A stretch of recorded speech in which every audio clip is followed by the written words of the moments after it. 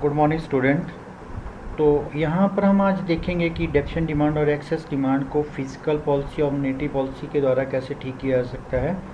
तो सबसे पहले क्योंकि इकोनॉमी में जो साइक्लिकल फ्लक्चुएशंस आते हैं या फिर कभी problem of excess demand create हो जाती है या problem of deficient demand create हो जाती है, तो उसको कैसे ठीक किया जा सकता है। यहाँ पर जो दो मेजर पॉलिसीज़ हैं जिसके बारे में हम यहाँ डिस्कस करेंगे। एक तो आपकी है फिजिकल पॉलिसी और दूसरी होती है मॉनेटरी पॉलिसी। फिजिकल पॉलिसी के कौन कौन से कंपोनेंट हैं या कैसे जो है हम एक्सेस डिमांड या डेफिशिएंट डिमांड को ठीक कर सकते हैं उसके बारे में जानेंगे। सबसे पहले हम जानेंगे, आज ये जानने का प्रयत्न करेंगे कि फिजिकल पॉलिसी क्या होती है। फिजिकल पॉलिसी, यहाँ पे इसका मीनिंग दिया गया है। Physical policy refers to revenue and expenditure policy of the government.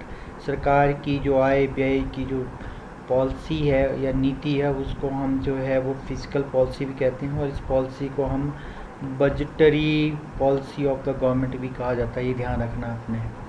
और इसके द्वारा जो है जो इकॉनमी में इन्फ्लेशनरी या deflationary, another word we can say excess demand या डेफिशिएंट डिमांड की जो स्थितियां आती हैं उनमें जो है वो स्थिरता लाने का प्रयत्न जो है इनके माध्यम से किया जाता है। तो एक सिंपल सी वर्डिंग में अपने ध्यान रखना है कि सरकार की आय तथा व्यय संबंधी जो पॉलिसी है उस पॉलिसी को हम फिजिकल पॉलिसी कहते हैं। Physical policy refer to revenue and expenditure policy of the government. इसे जो है वो budgetary policy of the government भी कहा जाता है।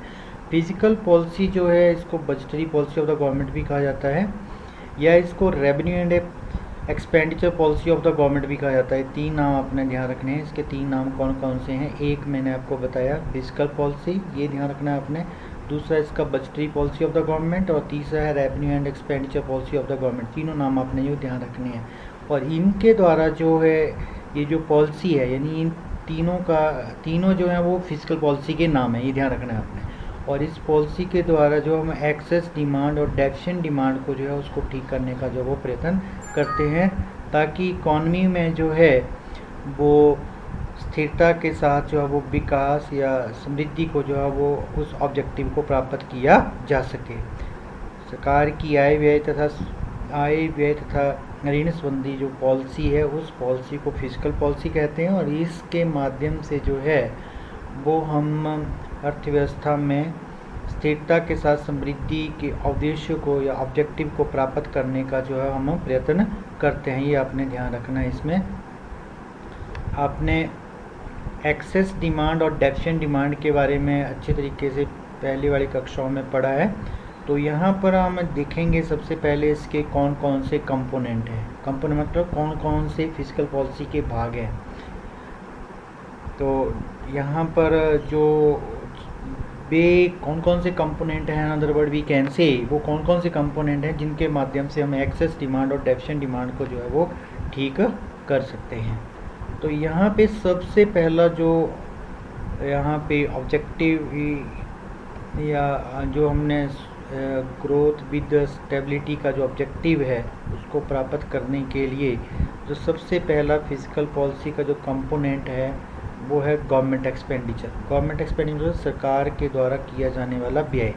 सरकार जो है वो कई प्रकार के एक्सपेंडिचर करती है, जैसे यहाँ पर मेनली जो ये एक्सपेंडिचर हैं, जैसे सबसे पहले में ऑन पब्लिक वर्क्स प्रोग्राम्स, जैसे कंस्ट्रक्शन है, रोड्स के ऊपर खर्च हो रहा है, डैम्स के ऊपर खर्च हो रहा है, ब्रिज एक्सेट्रा के ऊपर सरकार के द्वारा जो खर्च किया था उसको शामिल किया जाता है। सेकेंड आता है expenditure on education and public welfare program. सरकार के द्वारा शिक्षा के ऊपर या फिर सार्वजनिक कल्याणकारी कार्यक्रम के ऊपर जो खर्च किया जाता है, या सरकार के द्वारा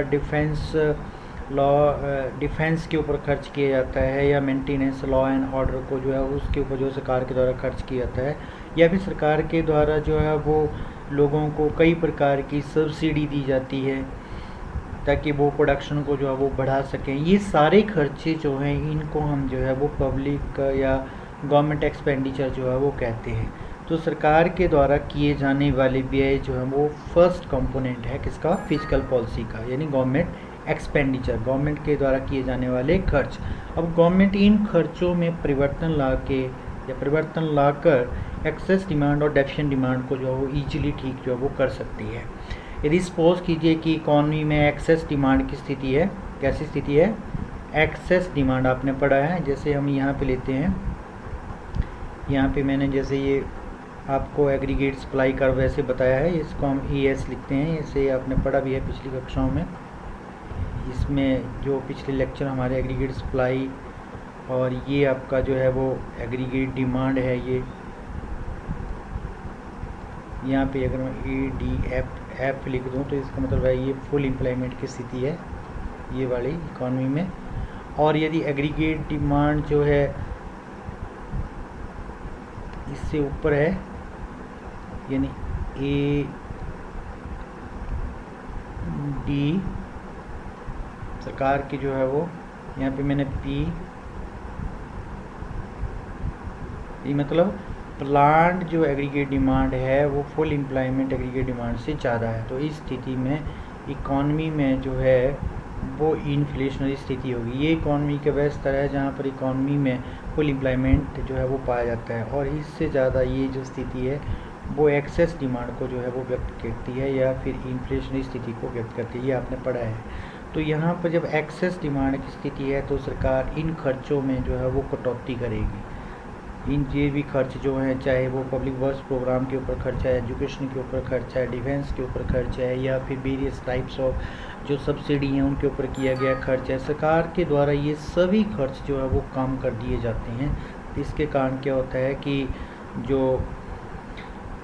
लोगों की जो डिस्पोजल इनकम है वो कम हो जाती है और वस्तुओं तथा सेवाओं की डिमांड जो है वो कम हो जाती है, और इस तरीके से सरकार जो है वो इन्फ्लेशन जो स्थिति होती है उसको जो है वो कंट्रोल कर लेती है और एक्सेस डिमांड को सरकार जो है रिड्यूस कर देती है।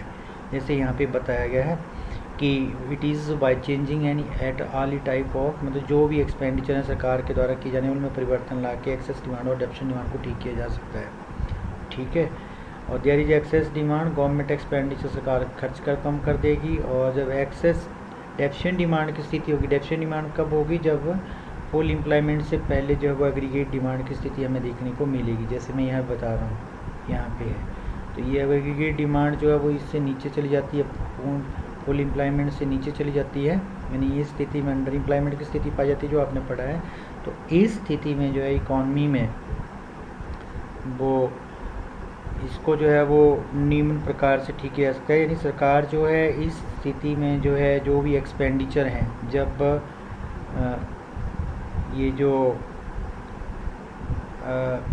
डेफिशिएंट डिमांड की स्थिति है तो सरकार के द्वारा इन खर्चों को जो है वो बढ़ा दिया जाता है। जब सरकार इन खर्चों को बढ़ाती है तो उसका रिजल्ट ये होता है कि सरकार के द्वारा ज़्यादा से ज़्यादा खर्च करने से लोगों की जो है वस्तुओं तथा सेवाओं की डिमांड बढ़ती है, और इस कारण जो है वो इकॉनमी में जो है वो और ज़्यादा जो है वो कैश या जो मनी है वो सर्कुलेट होती है, और उसका रिजल्ट ये होता है कि इकॉनमी में वस्तुओं तथा सेवाओं की और डिमांड जो है वो बढ़ती है। तो ये आप अपने ध्यान रखना है कि डेफिशिएंट डिमांड की स्थिति में सरकार जो है वो गवर्नमेंट एक्सपेंडिचर जो है वो बढ़ जाता है, और एक्सेस डिमांड की स्थिति में सरकार के द्वारा इन खर्चों में जो वो कमी कर दी जाती है।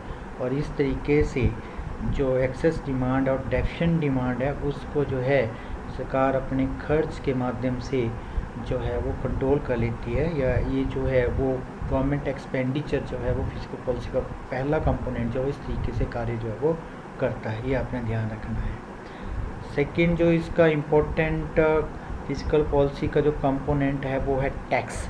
टैक्स के माध्यम से भी सरकार जो है वो एक्सेस डिमांड और डेफिशिएंट डिमांड को जो वो ठीक कर सकती है। जब ज़्यादा से ज़्यादा इसमें सरकार जो है वो टैक्स रेट में जो वो चेंज कर लेती है। जब इन्फ्लेशनरी स्थिति होती है तो सरकार जो है वो ज़्यादा से ज़्यादा जो है वो टैक्स लगाती है इन्फ्लेशनरी स्थिति में, और जब डिफ्लेशनरी स्थिति है तो सरकार कम से कम जो है वो टैक्स लगाती है। तो यहाँ पे जैसे बताया गया accordingly aggregate demand is reduce और एक्सेस डिमांड इज मैनेज्ड, यानी एग्रीगेट डिमांड्स को इस तरीके से मैनेज जो किया जा सकता है जब टैक्स रेट जो है वो कम कर दी जाती है। तो इसके कारण जो है जो लोगों की या गवर्नमेंट जो है वो लोगों की जो है वो डिस्पोजल इनकम जो है वो बढ़ जाती है, और जब सरकार चाहती है कि डेफिशिएंट डिमांड की स्थिति है तो सरकार टैक्स रेट को कम कर